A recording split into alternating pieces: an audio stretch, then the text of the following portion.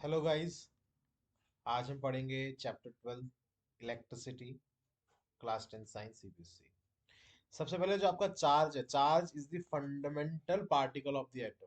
वो पॉजिटिव भी हो सकता है, नेगेटिव भी हो सकता है।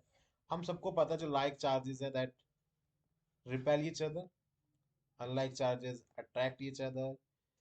चार्ज की ऐसा यूनिट कूलम होती है। एक कूलम चार्ज में आपके 6 × 10⁻18 इलेक्ट्रॉन्स होते हैं। एक इलेक्ट्रॉन पे आपका जो चार्ज होता है दैट इज 1.6 × 10⁻−19 कूलम। अब चार्ज आपका क्या होगा?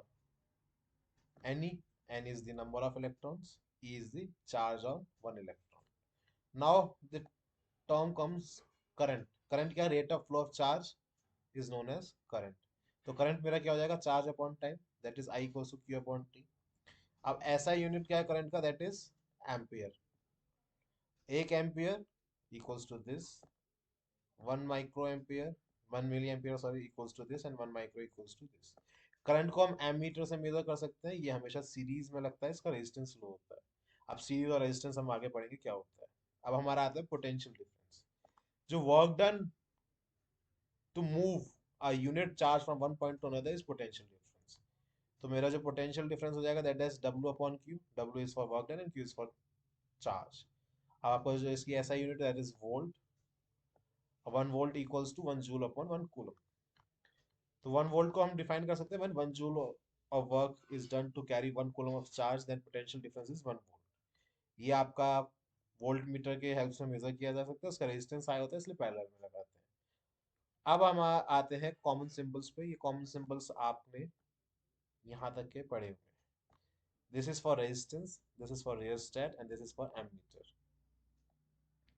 Volt meter. अब हमारा आता है ओम्स लॉ। ओम्स लॉ कुछ नहीं है, बहुत सिंपल है।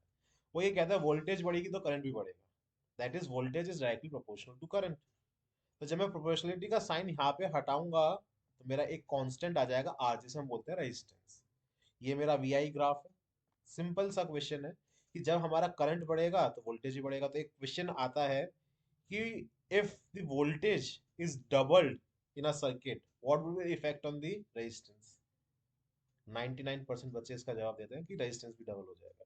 रेजिस्टेंस में कोई चेंज ही नहीं आएगा, क्योंकि अगर मेरा पोटेंशियल डिफरेंस डबल हुआ है तो करंट भी डबल हुआ ओम्स लॉ के हिसाब से। तो फिर मेरा रेजिस्टेंस भी उतना ही रहेगा। रेजिस्टेंस अगर मेरा वोल्टेज और करंट पे डिपेंड नहीं करता तो किन फैक्टर्स पे डिपेंड करता है वो भी पढ़ते हैं। सबसे पहले रेजिस्टेंस की आपकी जो यूनिट होती है दैट इज 1 ओम। तो आपका जो 1 ओम हो जाएगा 1 वोल्ट अपॉन 1 एम्पियर हो जाएगा। रियोस्टेट आपका है जो कि आपका रेजिस्टेंस को वेरिएट करने के लिए यूज किया जाता है। सबसे पहले आप फैक्टर्स की बात करते हैं तो जो रेजिस्टेंस है वो लेंथ ऑफ द कंडक्टर के डायरेक्टली प्रोपोर्शनल है, क्रॉस सेक्शनल एरिया से इनवर्सली प्रोपोर्शनल है, टेम्परेचर से भी डायरेक्टली प्रोपोर्शनल है, और नेचर ऑफ प्रोडक्ट पे भी डिपेंड करता है। अब हमारा आता है रेजिस्टिविटी। तो जब हमारा जो आपका रेजिस्टेंस है वो आपका डायरेक्टली प्रोपोर्शनल है लेंथ के, और इनवर्सली प्रोपोर्शनल है हमारे एरिया के। तो जब मैं ये प्रोपोर्शनलिटी का साइन रिमूव करूंगा तो मेरा एक कांस्टेंट आ जाएगा दैट इज रो, जिसे हम बोलते हैं रेजिस्टिविटी। तो ये आपका कैसे डिफाइन करता है? It is defined as a resistance offered by the cube of a material of 1 metre when current flows perpendicular to its opposite faces. इसकी ऐसा यूनिट ओम मीटर होती है। Resistivity do not change with the length और the area of cross section, but temperature के साथ change आ जाता है। Metals में जो रेंज होती है रेजिस्टिविटीज की दैट इज 10⁻⁻8 टू 10⁻⁻6। इंसुलेटर में 10⁻12 टू 10⁻17। अब हम बात करते हैं कि रजिस्टर्स को सीरीज में कैसे लगाते हैं। देखिए सीरीज में सबसे पहला फंडामेंटल ये है कि current would be same in series. अगर मैं रेजिस्टेंस को सीरीज में लगा रहा हूँ तो इसमें भी आई करंट फ्लो हो रहा है, इसमें भी आई हो रहा है, इसमें भी आई हो रहा है। तो इस तो डिफर क्या करेगा? वोल्टेज। तो I R1 plus I R2 plus I R3 equals to total voltage. ये देखिए V3 ये हो गया।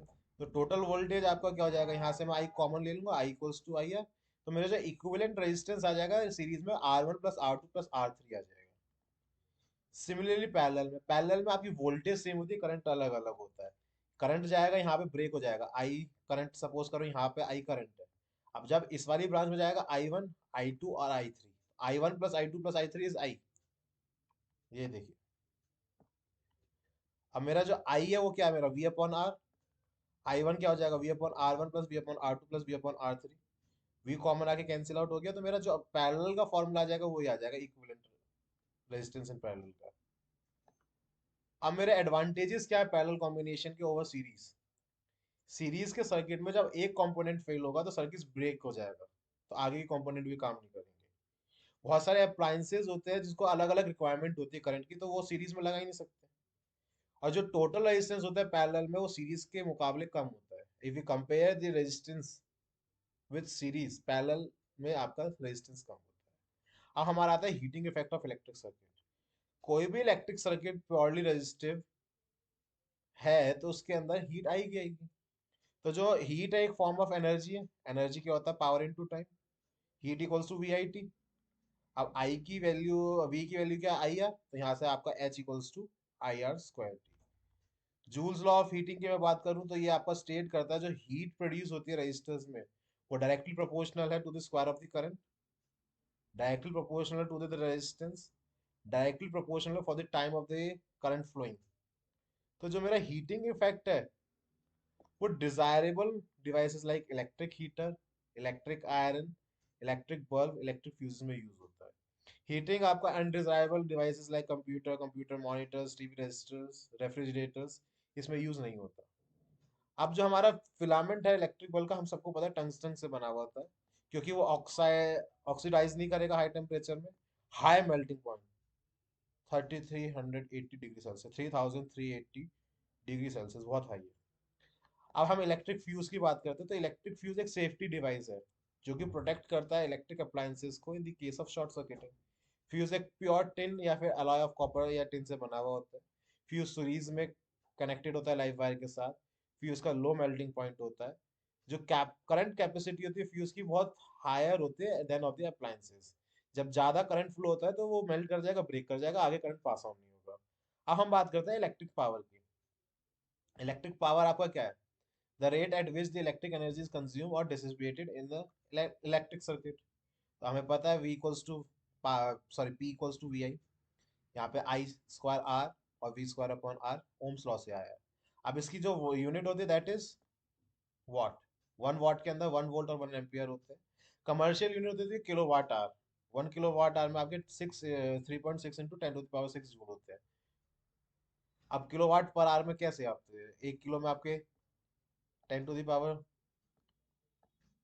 3, और 1 आवर में आपके 3600 सेकेंड्स होते हैं। तो जब मैं इसे कैलकुलेट करूंगा तो 3.6 into 10 to the power 6 joule ही आएगा। होप आपको ये चैप्टर समझ में आया। अगर आपको किसी टॉपिक में डाउट है तो आप कमेंट कर सकते हैं। वीडियो को लाइक कीजिए, शेयर कीजिए, चैनल को सब्सक्राइब कीजिए। डिस्क्रिप्शन में आपका टेलीग्राम ग्रुप का लिंक है। अगर आपको practice paper, sample paper, important question, question bank, CBSE के अपडेट्स चाहिए, प्रैक्टिस पेपर्स चाहिए, तो आप उस ग्रुप ज्वाइन कर सकते हैं।